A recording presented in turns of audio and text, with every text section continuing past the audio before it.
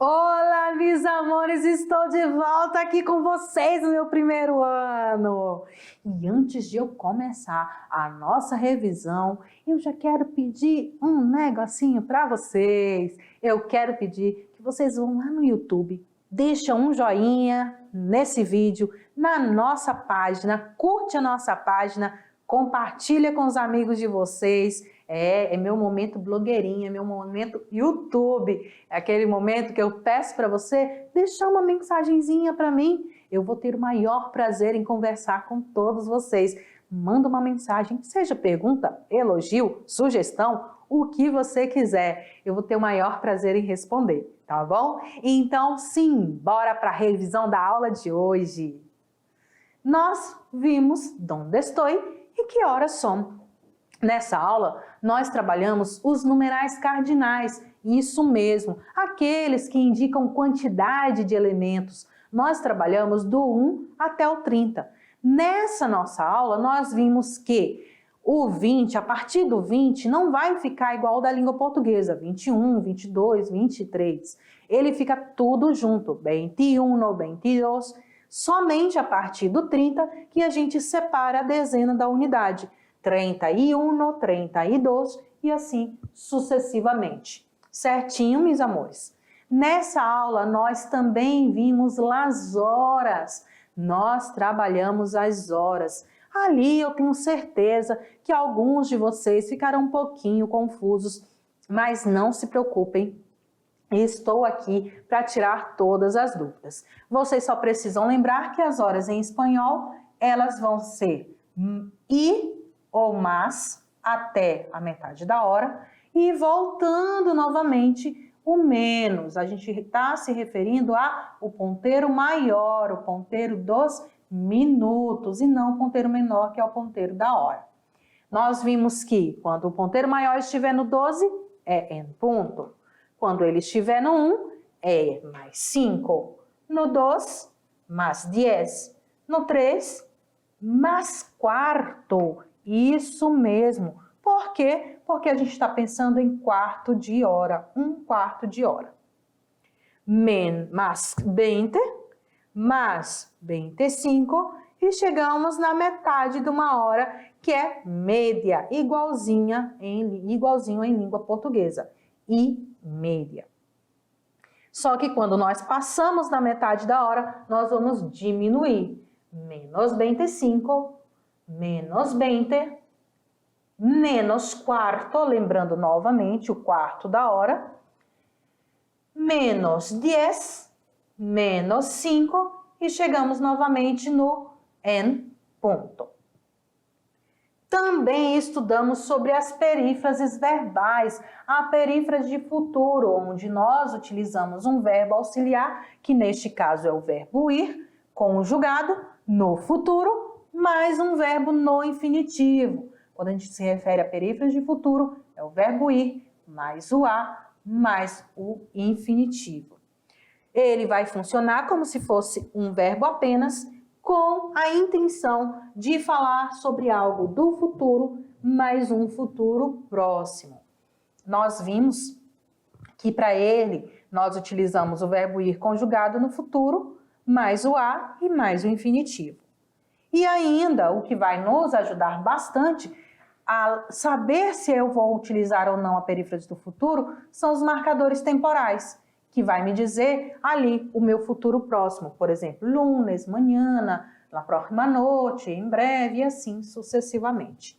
Nessa aula nós também falamos e vimos assim algumas expressões de estabelecimentos, é um vocabulário, né? Nós vimos alguns estabelecimentos ou espaços públicos, por exemplo, la universidad, el teatro, la escuela, el ayuntamiento, que é a prefeitura. Nós vimos também la rotonda, que é a rotatória, la acera, que é a calçada, el cruce, que é o cruzamento, la bifurcação, que é a bifurcação. Nós vimos ainda la carniceria, que é o açougue, la peluqueria, que é o cabeleireiro, e também continuando sobre vocabulário, algumas expressões do Peru, que a gente viu que bacana é algo muito bom, é algo muito legal, é o que vocês são, galerinha, minha galera da NASA, mis estudiantes bacanes.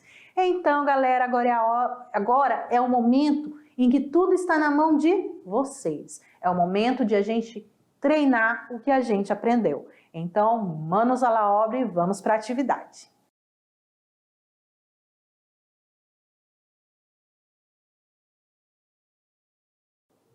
Voltei, galera! Como é que foi a resolução desta atividade? Foi bacana? Tava muito fácil, não tava não? Eu tenho certeza que vocês, meus super alunos da NASA, os estudantes mais lindos do estado de Rondônia, esses estudantes da mediação tecnológica, esses tiram de letra qualquer atividade. Então, vamos lá, sem perder tempo, porque se deixar eu vou falar aqui até amanhã, então simbora para a correção da atividade.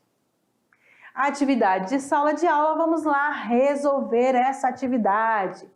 Olha aí, de cara, nós colocamos para vocês um relógio. Olha lá, vamos dar uma olhadinha nesse relógio? A gente já sabe que o ponteiro menor ele indica a hora. Então, o ponteiro menor está no 12, né? E o maior, indica minuto, está no 8. Aqui é o 8. Em língua portuguesa seriam 12 e 40, né? Ou 20 para as 11. Eu costumo falar, faltam 20 minutos para as 11. Teve uma coisinha também que eu não comentei. Eu sei que alguns de vocês podem sentir dificuldades em pensar nesse tipo de relógio, que se chama relógio analógico, porque vocês estão acostumados ali com o reloginho do celular ou o relógio mesmo de pulso que ensina as horas, que mostra as horas, marca as horas, digitalmente, vem só os números, né? Não vem esse reloginho, mas em língua espanhola, mesmo que o relógio seja digital, eles não vão pensar no digital, eles vão pensar no relógio como um analógico, tá bom? Eles vão ver ali a hora, por exemplo, aqui, 12 e 20, e eles não vão pensar em 12 e 20, eles vão pensar na horinha que vocês vão me dizer qual é. Qual é essa hora? Meio-dia e 40? 12 menos 20? 11? Perdão, gente, não tá bem no 12 não. Pera lá, deixa eu apagar aqui. Você pode observar que ele tá quase no 12, né? Ele só seria em ponto ali se tivesse em cima do 12. Não tá no 12. Ele tá quase chegando no 12. Então aqui seria 11 e 40 e 40.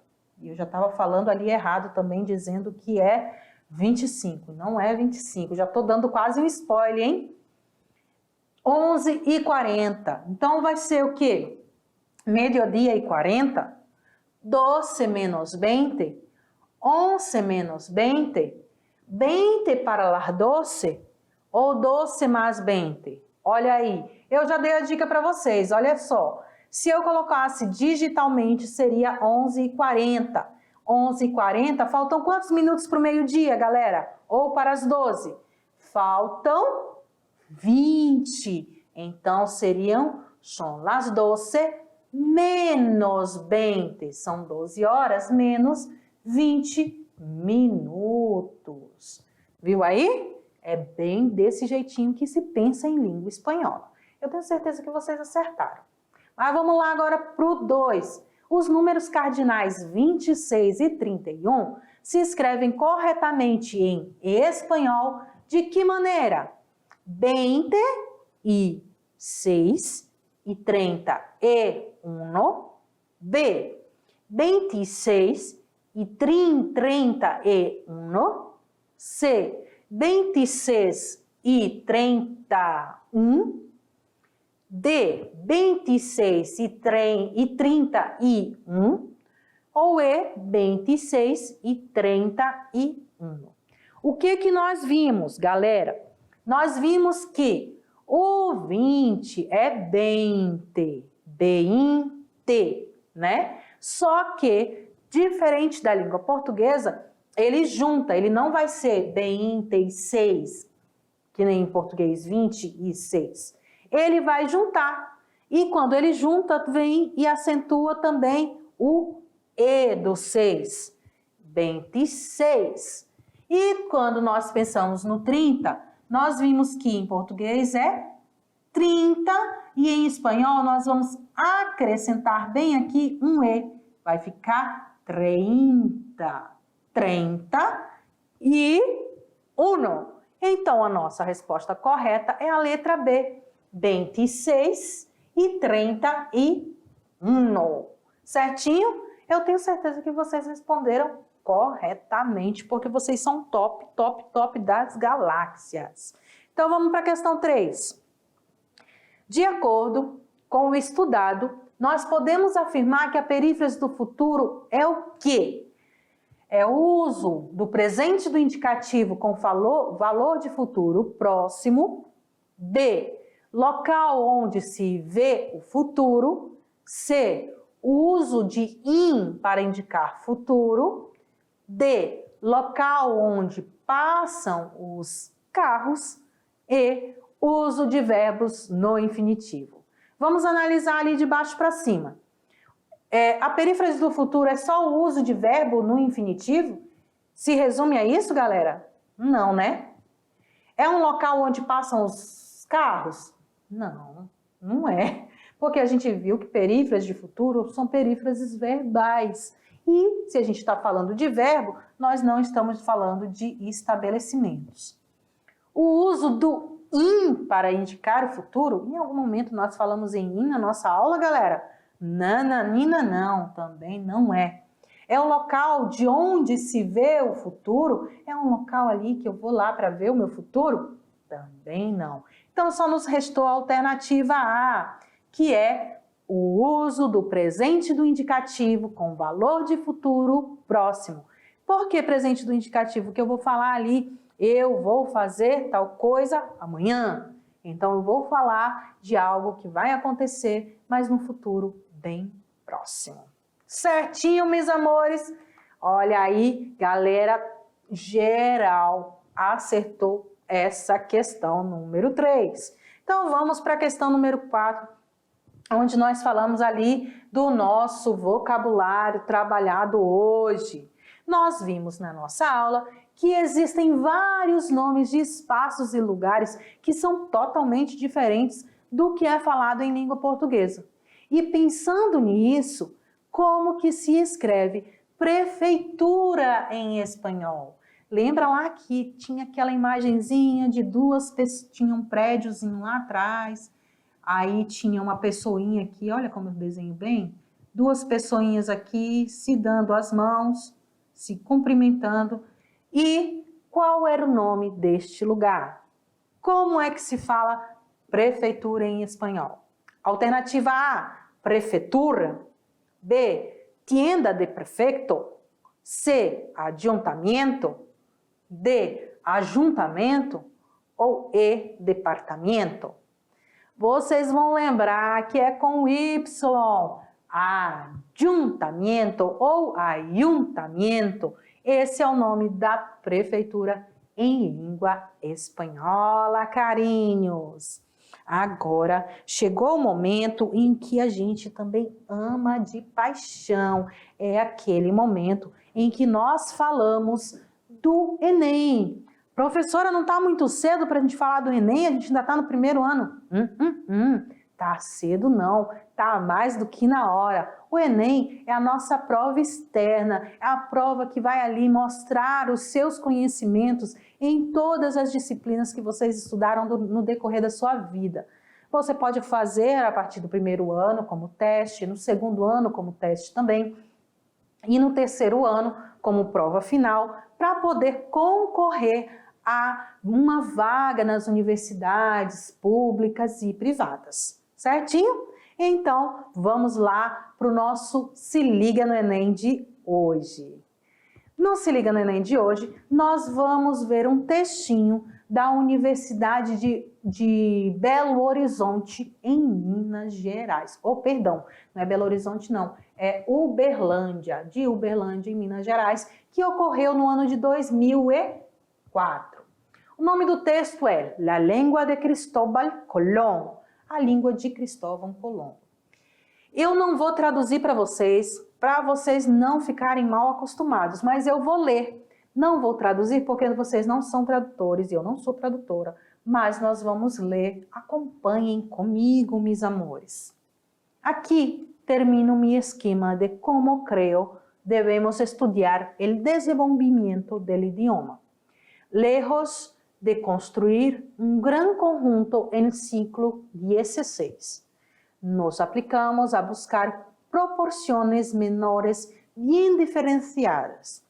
En la época de Nebrija, se intenta la primera solución al problema lingüístico de España, con una orientación andaluza.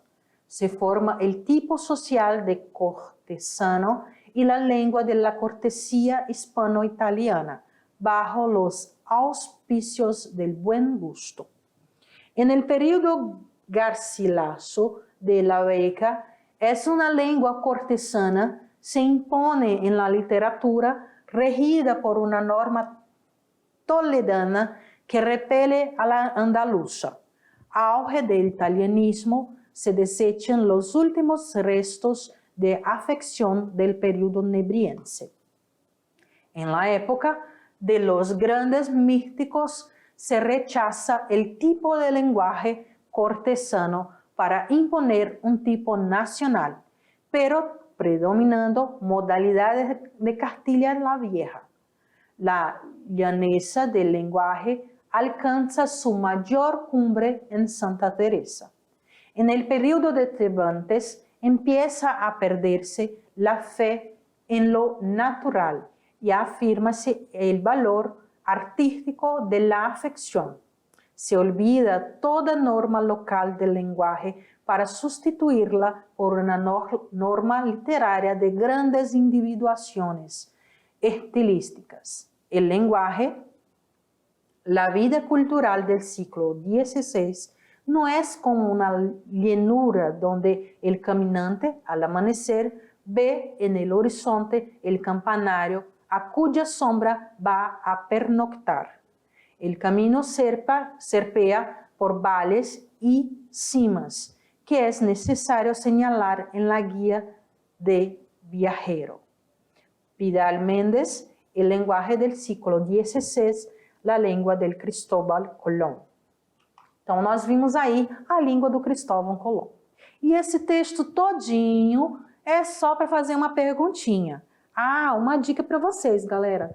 Quando vocês pegarem um texto em língua espanhola nas nossas aulas, vocês não peguem ele todinho e traduzam ali no Google Tradutor, não. Procurem apenas as palavras que vocês não conhecem, que vocês não conseguem identificar o seu significado. Leia o texto 1, 2, 3 vezes, quantas vezes forem necessárias. Marque aquelas palavras que você não conhece e aí depois disso você vai para a pergunta. O fragmento: ve en el horizonte el campanario a cuya sombra va a pernoctar. A perífrasis verbal va a pernoctar expressa o quê? A, uma intenção que poderá ser realizada, uma intenção que vai poder ser realizada. B, uma obrigação imposta por los outros, uma obrigação imposta pelos outros. C, uma obrigação imposta por la própria persona, uma obrigação imposta pela própria pessoa. D, uma obrigação imposta de maneira general, uma obrigação imposta de maneira geral. Ou E, uma intenção futura que será realizada, uma intenção futura que será realizada. Olha só, no horizonte, vê no horizonte um campanário ou campanário mesmo em língua portuguesa, cuja sombra vai pernoctar, vai pernoitar. Esse vai pernoitar, que ele vai ali dormir, que seria a tradução do vai pernoitar, seria o quê? Uma intenção que vai poder ser realizada, uma obrigação imposta por outras pessoas, uma obrigação imposta pela própria pessoa, ou ainda uma obrigação imposta de maneira geral, ou uma intenção futura que ele vai querer realizar. Então a gente já sabe que perífrase do futuro ou perífrase verbal, ele vai indicar uma intenção do que ele quer fazer. Então ele vai dizer que ele está querendo dormir naquele local. É a letra E, uma intenção futura que será realizada. E é isso aí, galerinha, nós chegamos ao final da aula 8. Eu espero que vocês tenham curtido bastante nossa aula e nós nos vemos na próxima classe. Beijos e hasta pronto!